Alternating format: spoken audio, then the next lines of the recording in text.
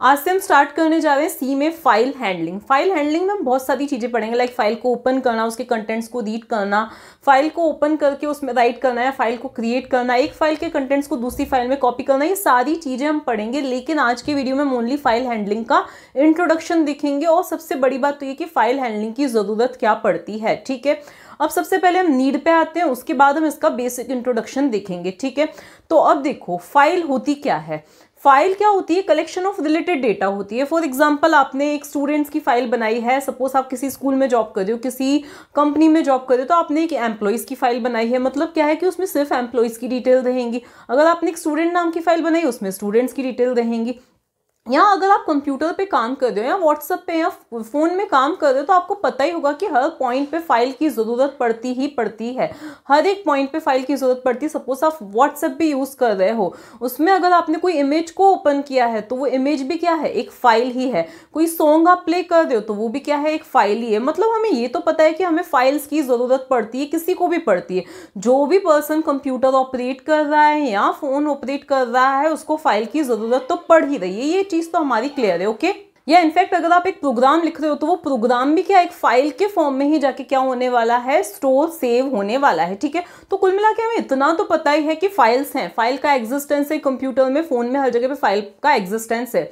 अब क्योंकि आप प्रोग्रामिंग सीख रहे हो तो सिर्फ आप लूपिंग के लिए या इफ एल्स इनके लिए तो प्रोग्रामिंग नहीं सीख रहे हो। आप कुछ सॉफ्टवेयर आगे जाके डेवलप करोगे, कुछ वेबसाइट्स, कुछ ऐप आगे जाके डेवलप करोगे, तो उनमें भी ऑब्वियसली आपको जरूरत पड़ेगी कि किसी फाइल को हमें ओपन करना है, किसी फाइल के कंटेंट्स को प्ले करना है, रीड करना है, किसी फाइल में हमें डेटा को राइट करना है। सिंपल सा व्हाट्सएप का ही एग्जाम्पल देखो, तो आप एक इमेज फाइल को ओपन कर रहे हो, किसी को सेंड कर रहे हो, तो उसमें भी क्या हुआ? पहले वो फाइल मेमोरी में लोड हुई, उसके बाद उसके कंटेंट्स को आपने रीड किया, या आपने कोई चैट को सेव किया, कुछ भी अगर आप कर रहे हो तो उस केस में भी क्या हो रहा है? फाइल्स की जरूरत पड़ रही है। तो क्योंकि आप प्रोग्रामिंग सीख रहे हो तो आपको उनको हैंडल करना भी आना चाहिए। मतलब उसका बेसिक भी आपको आना चाहिए कि फाइल कैसे ओपन होती है, कैसे उनके कंटेंट्स को हम रीड करते हैं, कैसे हम फाइल को राइट करते हैं, क्लोज करते हैं, उसका इंटरनल भी आपको पता होना चाहिए अगर आप प्रोग्रामिंग सीख रहे हो तो। ठीक है, दूसरी नीड ये भी है कि सपोज आपने प्रोग्राम को रन किया है, एक प्रोग्राम को आपने क्या किया है? रन किया है तो उसका आउटपुट आपको दिखा है। सपोज आपने किया है, सपोज स्ट्रक्चर का प्रोग्राम रन किया है जिसमें आपने क्या किया है? स्टूडेंट की डिटेल्स को डिस्प्ले करवाया है।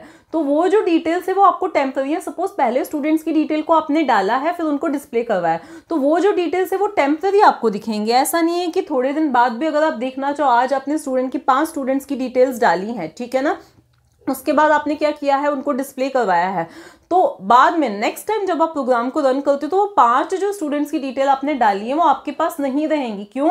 क्योंकि वो जो प्रोग्राम का आउटपुट आया था वो कहाँ पे था? मेन मेमोरी में था। अब ये पूरा कंसेप्ट हम समझते हैं। देखो, सबसे पहले आपने क्या किया है? आपने सपोज एक add.c नाम की फाइल को क्या किया है? क्रिएट किया है। मतलब ये प्रोग्राम आपने पूरा टाइप किया है। क्या किया है? ये प्रोग्राम आपने टाइप किया है। ये प्रोग्राम आपने टाइप किया है, तो अभी ये कहाँ पे है? मेन मेमोरी में, या हम बोल सकते हैं ये कहाँ पे है? रैम में है। ठीक है, क्योंकि अभी सेव नहीं किया है आपने। ठीक है, जब आपने इसको सेव किया तो ये कहां पे गया? ये कहां पे गया? हार्ड डिस्क में जाके क्या हो गया है? सेव हो गया है, स्टोर हो गया है, add.c नाम का प्रोग्राम। ओके, अभी आप क्या कर रहे हो? उसको रन कर रहे हो। देखो, कोई भी चीज एग्जीक्यूट हो रही है तो उसका पहले मेन मेमोरी या रैम में होना जरूरी होता है। ठीक है, रैम में होना जरूरी होता है। ठीक है, तो आप उसको रन कर रहे हो तो वो कहां पर है? मेन मेमोरी के अंदर है। ओके, कहां पे है? मेन मेमोरी के अंदर है। ओके, ये भी अभी मैं फिर थोड़ा सा डिटेल में आपको बताती हूँ। तो अब हमारा प्रोग्राम, या चलो सपोज हम ऐसा अज्यूम करते हैं कि आपने क्या किया? इस add.c नाम के प्रोग्राम को बनाया। ठीक है, इसको सेव किया, हार्ड डिस्क में जाके ये सेव हो गया। ठीक है, अब अगर आप इसको सेव नहीं करते हो तो देखो, इतना बेसिक तो आपको पता ही होगा, क्योंकि आप प्रोग्रामिंग सीख रहे हो तो इतना बेसिक तो आपको पता ही होता है कि जैसे ही हम पावर ऑफ करते हैं, पावर ऑफ होती है, चाहे पावर फेलियर होता है, लाइट गई, कुछ भी हुआ,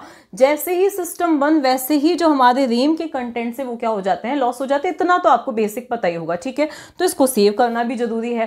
अब मान लिया कि थोड़ी देर बाद आपने सिस्टम को स्टार्ट किया और आपने सोचा कि नहीं, मुझे इस प्रोग्राम को क्या करना है? एग्जीक्यूट करना है, कंपाइल, रन, जो कुछ भी हमें करना है। ठीक है, तो अब आपको पता है कि देखो, अगर हमारा क्या है, यहां पर हमारा क्या है? Suppose CPU. देखो, इंटरनली ऐसा नहीं होता है, लेकिन आपको समझाने के लिए मैं ऐसा कंसिडर कर रही हूँ। ठीक है, अब प्रोग्राम को रन कौन करेगा, कंपाइल रन, जो भी प्रोसेसिंग, कुल मिला के आपको जो भी प्रोसेसिंग करनी है उसको कौन करेगा, सीपीयू, प्रोसेसर ही एग्जीक्यूट करेगा, ठीक है। अब देखो सीपीयू जो है अगर डायरेक्टली कहाँ से कंटेंट्स को, फाइल को लेता है, कहाँ से लेता है, हार्ड डिस्क में से लेता है, सेकेंडरी स्टोरेज में से लेता है, तो वो बड़ी ही कॉम्प्लिकेटेड प्रोसीजर हो जाती है, वो बड़ी क्या हो जाती है, स्लो प्रोसीजर हो जाती है, वो क्या होता है, बहुत ही स्लो काम होता है, ठीक है, क्योंकि इसमें कुछ साइकिल्स की ज़रूरत पड़ती है, तो कुल मिला के ये काम क्या हो जाता है, बहुत स्लो हो जाता है, ठीक है। अब क्योंकि ये काम स्लो है तो इसीलिए कोई सी भी चीज़ का, किसी भी चीज़ पर अगर सीपीयू वर्क कर रहा है, प्रोसेसिंग कर रहा है, कुछ भी कर रहा है, तो उसका मेन मेमोरी में प्रेजेंट क्या होता है, जरूरी होता है, रैम में प्रेजेंट होना जरूरी होता है, तभी सीपीयू क्या कर सकेगा, उस पर प्रोसेसिंग, और प्रोसेसिंग चाहे कुछ भी हो, उसको प्ले करना है, एग्जीक्यूट करना है, कंपाइल करना है, कुछ भी प्रोसेसिंग हो, तो ये जरूरी है कि वो जो भी फाइल हो वो कहाँ पे हो, हमारी मेन मेमोरी के अंदर हो, रैम के अंदर हो, ठीक है। तो अब क्या हुआ, अब क्या होगा, हमारा प्रोग्राम, जब भी आपने इंस्ट्रक्शन दिया कि मुझे इस प्रोग्राम को रन करना है, तो उस केस में पहले वो क्या होगी, फाइल ओपन होगी, फाइल ओपन होने के बाद क्या होंगे, उसके कंटेंट्स जो है मेमोरी में क्या होंगे, बफर एरिया, एक बफर एरिया होता है जहां पे क्या होंगे, लोड होंगे, ठीक है, बफर में क्या होंगे, उसके कंटेंट्स क्या होंगे, लोड होंगे, ओके। उसके बाद सीपीयू इस पर जो भी एग्जीक्यूशन है वो परफॉर्म कर सकता है। तो देखो यही बेसिक हमारे फाइल हैंडलिंग में भी काम आने वाला है, हम जो भी फाइल हैंडलिंग के, फाइल को ओपन करने के या जो भी प्रोग्राम्स पढ़ेंगे, ये वाला कंसेप्ट काम आने वाला है। अगर आपने बोला मुझे कोई भी add.txt नाम की या कोई भी फाइल को क्या करना है, ओपन करना है, इसका मतलब क्या होगा कि वो जो फाइल है उसके कंटेंट्स कहाँ पे होंगे, यहाँ पर मेन मेमोरी के अंदर क्या होंगे, लोड होंगे, ठीक है। अब लोड तो हो गए, ठीक है, यहाँ पर सपोज इसका बेस एड्रेस जो है वो 1000 है, ठीक है। अब कोई भी चीज अगर मेन मेमोरी में है तो ऑब्वियसली उसका एड्रेस तो होगा ही होगा, जैसे कि हम वेरिएबल्स के केस में देख रहे थे, स्ट्रक्चर के केस में देख रहे थे, किसी भी केस में देख रहे थे, तो उनका कोई ना कोई एड्रेस भी होगा ही होगा, ठीक है। और हम उस एड्रेस को ही देखो, सपोज हमने एक अरे लिया है जिसमें 5 इंटीजर्स हैं, अब उस अरे पर भी हमें ऑपरेट करना था, ऑपरेशन करना था, तो हम अरे पॉइंटर की हेल्प से क्या कर रहे थे, ऑपरेट कर रहे थे। अब यहाँ तो पूरी की पूरी फाइल है, पूरी की पूरी फाइल ओपन हुई है जिसका कोई एड्रेस है, तो इसके लिए भी कोई पॉइंटर होना चाहिए, तो इसके लिए क्या होता है, एक फाइल पॉइंटर होता है, क्या होता है, एक तरह से फाइल टाइप का पॉइंटर होता है, जो कि क्या करता है, फाइल को पॉइंट करता है, जो कि किसको पॉइंट करता है, फाइल को पॉइंट करता है। देखो अगर हमें अरे पर वर्क करना था तो हम अरे टाइप का पॉइंटर ले रहे थे, अगर हमें इंटीजर्स पर वर्क करना था तो हम इंटीजर्स टाइप का पॉइंटर ले रहे थे, अब हमें फाइल पर वर्क करना है तो हमें फाइल टाइप का क्या चाहिए, पॉइंटर चाहिए, ठीक है, क्या चाहिए, फाइल टाइप का पॉइंटर चाहिए। ये एक तरह से स्ट्रक्चर होता है, जैसे स्ट्रक्चर जो है ना मल्टीपल डिटेल्स रखता है, जैसे स्टूडेंट का नाम हो गया, एड्रेस हो गया, तो वैसे ही ये भी क्या करता है, एक स्ट्रक्चर होता है जो कि मल्टीपल डिटेल्स रखता है, लाइक उसका नाम क्या है, किस मोड में ओपन हुई है, बहुत सारी डिटेल्स रखता है, जो कि हम नेक्स्ट वीडियो में देखेंगे, ठीक है। तो हमारी ये फाइल क्या हो गई, ओपन हो गई, मेमोरी में लोड हो गई। अब हम जैसे भी चाहें एक एक बाइट करके हम क्या कर सकते हैं, इसके कंटेंट्स को क्या कर सकते हैं, रीड कर सकते हैं, या हम इसमें कुछ राइट कर सकते हैं, मतलब वो रीड और राइट का कंसेप्ट जो है अब हम बाद में देखने वाले हैं, ठीक है ना। तो ये क्या था हमारा बेसिक, सबसे पहले क्या थी कि फाइल्स क्या होती हैं, ठीक है। तो ऑलमोस्ट जो भी आप वर्क कर रहे हो सिस्टम पे तो आपको फाइल्स की ज़रूरत पड़ती है, चाहे फ़ोन में वर्क कर रहे हो फाइल्स की ज़रूरत पड़ रही है, ठीक है। फाइल्स की ज़रूरत पड़ रही है, इसका मतलब क्या है कि हमें फाइल हैंडलिंग भी सीखना है। क्यों सीखना है, क्योंकि अगर आप एक प्रोग्रामर नहीं होते तो आपको हैंडलिंग सीखने से कोई लेना देना नहीं है, आपको सिंपली फाइल ओपन करनी है, अपना काम करना है, फाइल को क्लोज कर देना है, ठीक है, या फाइल क्रिएट करनी है, उसको सेव कर देना है, ठीक है। लेकिन क्योंकि आप प्रोग्रामर हो तो आपको ये चीज़ें भी आनी चाहिए कि हम जो कुछ भी काम कर रहे हैं वो इंटरनली हो कैसे रहा है। हम ओपन बटन पे भी क्लिक कर रहे हैं, ओपन पे भी क्लिक कर रहे हैं, तो उस केस में क्या क्या चीज़ें हो रही हैं, इसीलिए हमें ये सारी चीज़ें सीखना भी ज़रूरी है, ठीक है। या अगर हम किसी प्रोग्राम के आउटपुट को परमानेंटली सेव करना चाहते हैं, या हम किसी फाइल के कंटेंट्स को प्रोग्राम में रीड करना चाहते हैं, तो इसीलिए आपको फाइल हैंडलिंग जो है वो आना चाहिए। फाइल हैंडलिंग के लिए हमें एक फाइल पॉइंटर की जरूरत पड़ेगी। क्यों जरूरत पड़ेगी, क्योंकि हमारी जो फाइल है वो ओपन होके मेन मेमोरी में आएगी। अब आपको मेन मेमोरी पर कोई ऑपरेशन करना है कुछ लोकेशंस पर, तो आपके पास एक एड्रेस होना चाहिए, तो इसका ये एड्रेस है, और ये एड्रेस किस में स्टोर होता है, पॉइंटर में स्टोर होता है। तो फाइल के लिए फाइल पॉइंटर का क्या किया जाता है, यूज किया जाता है। इतना हमने देख लिया।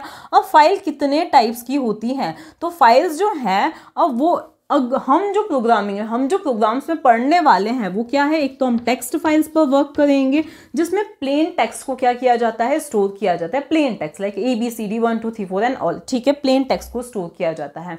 लेकिन अगर आपको इमेजेस स्टोर करनी है, कोई सॉन्ग्स वगैरह स्टोर करने हैं, कुछ ऐसी फाइल्स अगर स्टोर करनी है जो कि प्लेन टेक्स्ट नहीं है, तो उस केस में कौन सी फाइल्स का यूज किया जाता है, बाइनरी फाइल्स का क्या किया जाता है, यूज किया जाता है। ठीक है ना, तो हमें यही सारी चीजें आगे पढ़नी रहेंगी और इस सीरीज में हम बहुत सारी चीजें पढ़ेंगे। लाइक फाइल के कंटेंट्स को रीड एंड राइट करना, कॉपी करना, ये तो बहुत ही कॉमन सी चीज है। फाइल में किसी पर्टिकुलर लोकेशन पर पहुंचकर कुछ कंटेंट्स को चेंज करना या रीड करना, तो इस तरह से हम बहुत सारी चीजें पढ़ेंगे। फाइल में कितने कैरेक्टर्स हैं, कितने स्पेसेस हैं, कितने टैब्स हैं, इन सभी चीजों को काउंट करना, तो हम बहुत सारी चीजें पढ़ने वाले हैं। तो ये जस्ट बेसिक क्या था, इंट्रोडक्शन था, जिसमें हमने फाइल्स की नीड देखी, फाइल क्या होती है ये देखा, और बेसिक हमने देखा कि क्या इसका पीछे आर्किटेक्चर होता है। ठीक है,